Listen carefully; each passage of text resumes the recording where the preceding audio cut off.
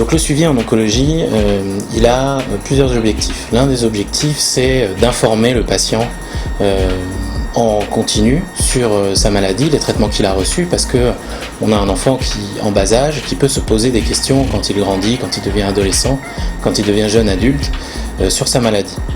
Il est bien sûr aussi lié au dépistage de la récidive. Il y a une faible proportion des enfants qui vont avoir une récidive de leur maladie, mais il va falloir la dépister le plus tôt possible pour pouvoir la prendre en charge avec les éléments diagnostiques que l'on maîtrise bien.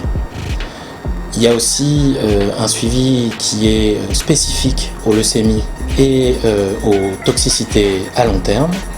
Alors effectivement, pour les leucémies, la petite différence, c'est que les traitements sont souvent plus longs, voire plus toxiques. Quand on est face à une rechute de leucémie, par exemple, on va jusqu'à la greffe de moelle. Et là, c'est effectivement un traitement qui est nettement plus toxique, où on va suivre les enfants beaucoup plus longtemps, et le suivi peut aller jusqu'à une dizaine d'années.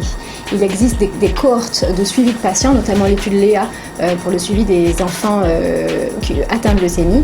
Et le suivi va aller très loin pour pouvoir dépister les séquelles secondaires. Donc ça peut être par exemple l'effet de la chimiothérapie sur la croissance, l'effet de la chimiothérapie sur les éventuelles dysfonctions des glandes endocriniennes, sur la fertilité, parce que c'est très important de savoir que les petites filles qui ont subi de la chimiothérapie vont pouvoir avoir des grossesses derrière.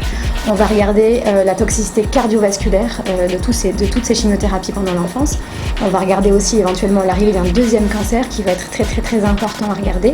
Et on va regarder des choses aussi variées que la réinsertion socio-professionnelle des enfants une fois entrés dans l'âge adulte, et tout l'impact psychologique bien sûr. Donc c'est très important de travailler en cohorte et d'associer à la fois le suivi à long terme et à moyen terme. Et c'est deux buts vraiment très distincts, mais c'est très, très important de les suivre jusqu'au bout, parce que l'objectif c'est de guérir bien sûr plus, mais de guérir avec le moins de séquelles possible. Donc c'est très important de mieux les connaître pour pouvoir s'adapter, et c'est aussi un des objectifs du plan cancer, c'est de faire très attention à ces toxicités à long terme.